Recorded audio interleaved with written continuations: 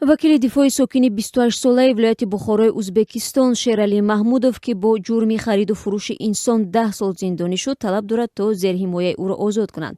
Қарор аст додгоҳ баррасии шикояти вакили дифои Маҳмудовро 1 декабр баррасӣ намояд. Бар пояи қарори додгоҳ аз 17 октябр Маҳмудов, сокини ин кишвар, севара Ғуломоваро, ки барои табобати саратон ба Туркия рафта буд, ба танфурӯшӣ маҷбур кардааст.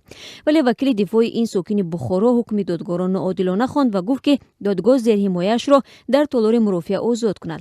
Наздикони маҳкумшуда мегӯянд Маҳмудов қурбонии раҳмдилии худ шудааст.